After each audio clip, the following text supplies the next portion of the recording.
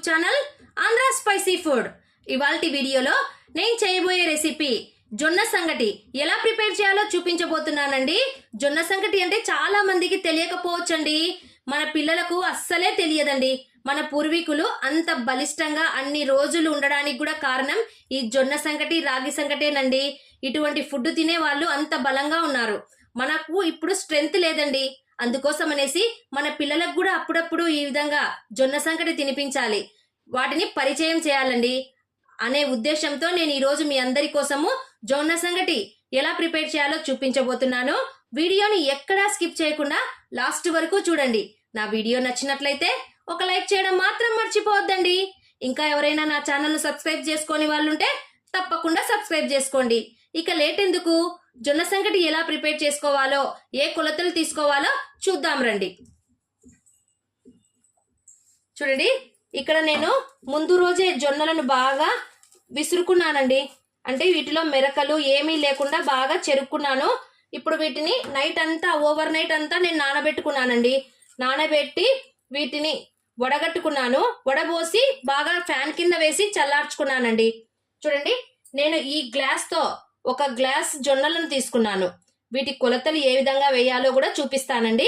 ముందుగా ఈ జొన్నలను మనము బరకలుగా మిక్సీ పట్టేసుకుందాము. జొన్నలు మిక్సీ పట్టేటప్పుడు అండి మరీ మెత్తగా పేస్ట్ లాగా పట్టుకోవద్దండి. సంకటికి ఎప్పుడైనా సరే జొన్నలు అనేటివి కొంచెం బరకలుగానే ఉండాలి. అప్పుడే సంకటి టేస్టీగా ఉంటుంది. మరి మెత్తగా పౌడర్ లాగా చేసుకోవద్దండి. ఊరికే ఒక రౌండ్ 2 రౌండ్లు తిప్పండి చాలు.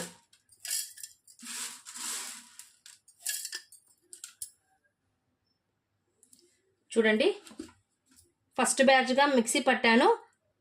చూడండి, జొన్నలు మరీ మెత్తగా లేకుండా కాస్త బరకలుగా ఉన్నాయి కదా, ఈ విధంగా మిక్సీ పట్టుకుంటే చాలండి.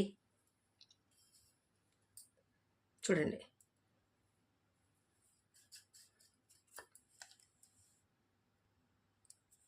ఇప్పుడు వీటిని ఈ బౌల్లోనికి వేసేసుకుంటున్నాను. చూడండి, ఇంకా మళ్ళీ సెకండ్ బ్యాచ్ వేసేసుకోవాలి. ఈ విధంగా మరీ ఎక్కువ లేకుండా, మరీ తక్కువ లేకుండా వేసుకోండి. మిక్సీ కూడా తిరగడానికి చాలా వీలుగా ఉంటుంది కదా. జొన్న సంగటి చేసేటప్పుడు జొన్నలను బాగా నీట్గా క్లీన్ చేసుకోవాలండి. ఎక్కడన్నా మెరకలు అట్లుంటే కష్టం అవుతుంది, తినడానికి కూడా పిల్లలు ఇష్టపడరండి. చూడండి, సెకండ్ రౌండ్ కూడా మిక్సీ పట్టేసుకున్నాను. ఇప్పుడు ఏ గ్లాస్తో అయితే మనము జొన్నలను తీసుకుంటామో సేమ్ అదే గ్లాస్తో 5 గ్లాసుల వాటర్ని వేసుకోవాలండి. చూడండి, స్టవ్ ఆన్ చేసేసుకున్నాను. ఇప్పుడు ఇందులోనికి నేను వాటర్ని వేసేసుకున్నానండి. ఇందులో వచ్చేసి 4 గ్లాసెస్ వాటర్ని మాత్రమే వేసుకున్నాను.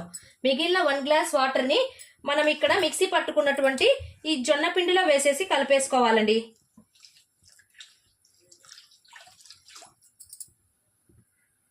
ఇప్పుడు వాటర్లో మనం వేసుకున్నటువంటి జొన్నలకు తగినంత సాల్ట్ని వేసేసుకోవాలి. నేను ఇక్కడ గల్లుప్పును వేసేసుకుంటున్నానండి.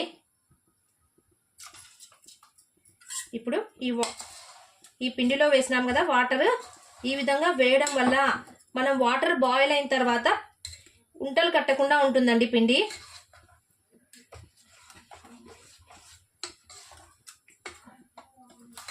జొన్న సంగటి హెల్త్కి చాలా అంటే చాలా మంచిదండి. అప్పుడప్పుడు పిల్లలకు కూడా తినిపిస్తుండాలి, లేదంటే మన ఫుడ్ను మర్చిపోతారండి పిల్లలు. ఈ పిల్లలు వచ్చేసి నూడిల్స్, మ్యాగీ ఇటువంటి వాటికి అలవాటు పడినారు కదండి. ఇటువంటి ఫుడ్ తినాలంటే చాలా కష్టం. అందుకోసం అనేసి అప్పుడప్పుడు పిల్లలకు కూడా కొద్దిగా రుచి చూపిస్తుండండి. చూడండి, వాటర్ బాయిల్ అవ్వడం స్టార్ట్ అయింది కదా. ఇప్పుడు మనం కలిపి పెట్టుకున్నటువంటి ఈ జొన్న పిండిని స్టవ్ సిమ్లో పెట్టేసుకోవాలండి. ఇప్పుడు చిన్నగా ఇందులోనికి వేసేసుకోవాలి.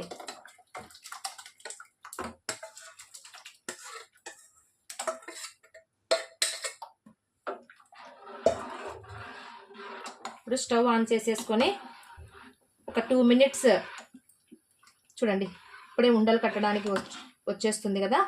అందుకోసం అనేసి స్టవ్ను కొద్దిగా మీడియం టు లో ఫ్లేమ్లోనికి అడ్జస్ట్ చేసుకోవాలండి. ఉండలు కట్టకుండా చిన్న చిన్నగా కలుపుకుంటూ మనం ప్రిపేర్ చేసేసుకోవాలి.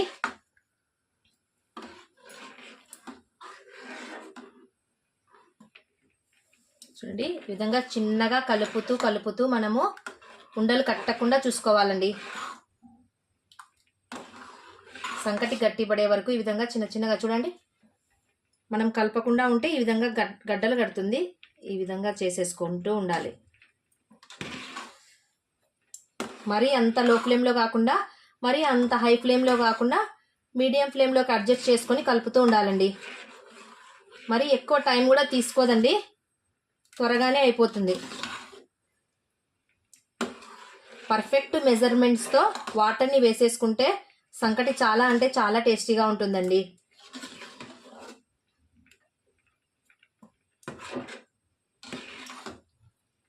చూసారుగా గట్టి పడడానికి వచ్చేస్తుంది. బాగా ఉడకాలండి. బాగా ఉడికితేనే సంకటి బాగుంటుంది. జొన్నలు మరి త్వరగా ఉడకవు కదా, అందుకోసం అనేసి కొద్దిగా నిదానంగానే ఉడికించుకోవాలి. మరి హై ఫ్లేమ్లో పెట్టేసేసి తొందరగా దించేసుకోకూడదండి, నిదానంగా ఉడికించుకోవాలి.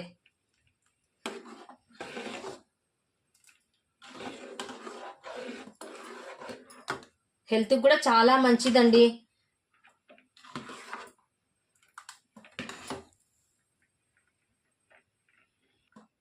చూడండి మనం వేసిన ఎసురు పర్ఫెక్ట్గా సరిపోయింది. చూడండి ఎక్కడా కూడా ఉండలు కట్టకుండా సంకటి ఎంత బాగా వచ్చేసిందో. ఇంకొక 2 మినిట్స్ ఉడికిచ్చి స్టవ్ ఆఫ్ చేసేద్దాము. చూడండి ఎక్కడా కూడా ఉండలు కట్టలేదు. చూడండి ఈ విధంగా స్లోగా మనము సిమ్లో పెట్టుకొని ఉడికించాలండి.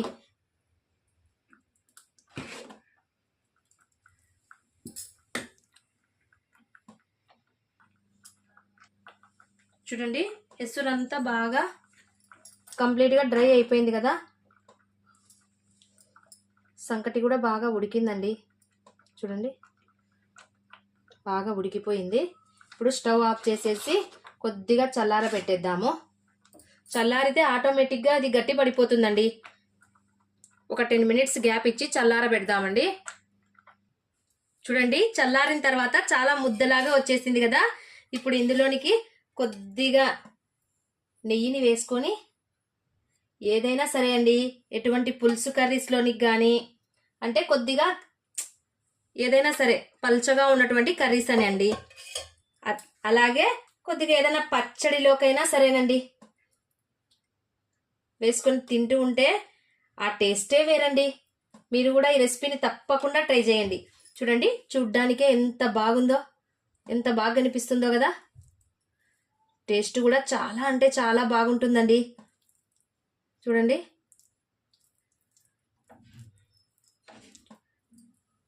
చూసారుగా, చాలా అంటే చాలా టేస్టీగా ఉందండి, అమోఘంగా ఉందండి. మీరు కూడా ఈ రెసిపీని తప్పకుండా ట్రై చేయండి. నా వీడియో నచ్చినట్లయితే లైక్ చేయండి, మీ ఫ్రెండ్స్ అండ్ రిలేటివ్స్కి షేర్ చేయండి. మరిన్ని సింపుల్ అండ్ టేస్టీ రెసిపీస్ కోసం నా ఛానల్ను సబ్స్క్రైబ్ చేసుకోవడం మాత్రం మర్చిపోవద్దండి. Thank you for watching.